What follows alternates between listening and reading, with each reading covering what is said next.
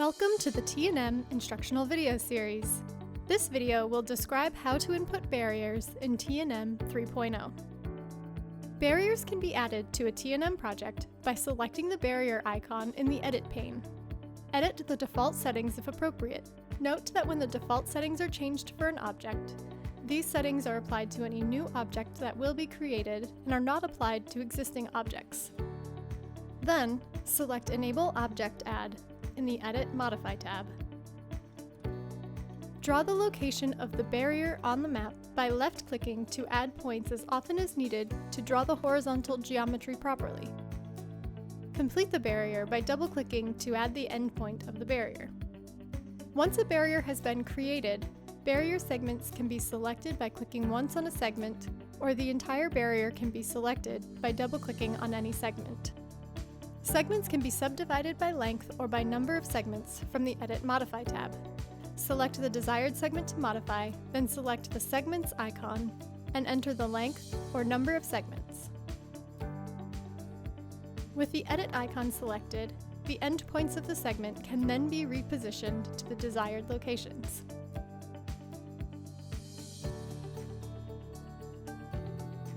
Details for the barriers are defined in the Object Details pane, Barriers tab.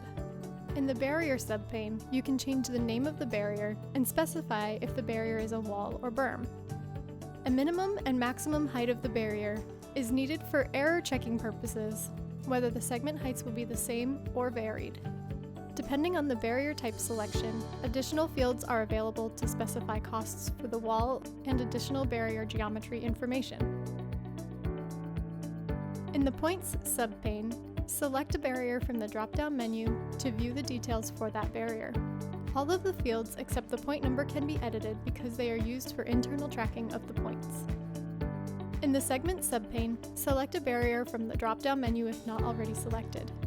Specify the height of the barrier for each segment in the Segment Height field. Note that the segment height is also referred to as input height.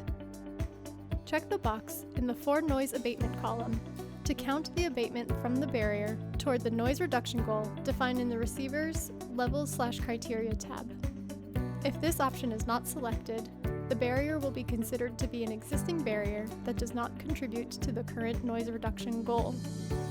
The remaining fields in this section are used in conjunction with the Barrier Analysis tool to evaluate different combinations of barrier segment heights and are discussed in the Barrier Analysis tool video. In the Structure subpane, select a barrier from the drop-down menu if not already selected. Use the Textual Pairing option to check the box in the On Structure column to indicate that a segment is on a structure such as a bridge. Click the Edit button in the Textual Pairing column to pair a barrier segment with a roadway segment. Note that an on-structure barrier can only attenuate sound from the road segments that it is paired with.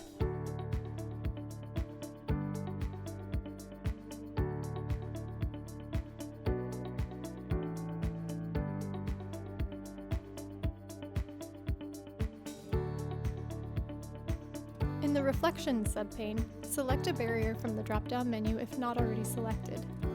The NRC left side and NRC right side columns are used anytime a barrier exists to account for the noise reduction coefficient of the barrier materials.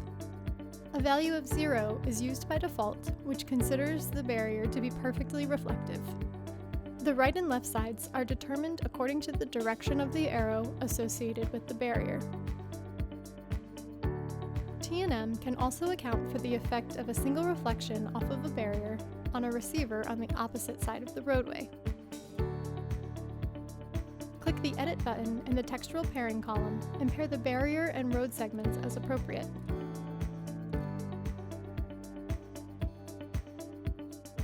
The NRC PBA column is only used when evaluating parallel barriers and is discussed in the Parallel Barriers video.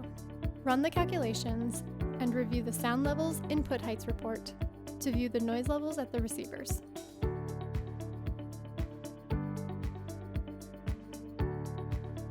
Note that the noise reduction is negative for the receiver that includes a reflection off of the barrier. The single reflection can be removed, calculations rerun, and the report refreshed to observe the difference at receiver 3 without including the single reflection. The sound levels input heights report is discussed in more detail in the input heights report video. For more information on TNM 3.0, look for the recommended additional videos in the description below and visit the TNM website.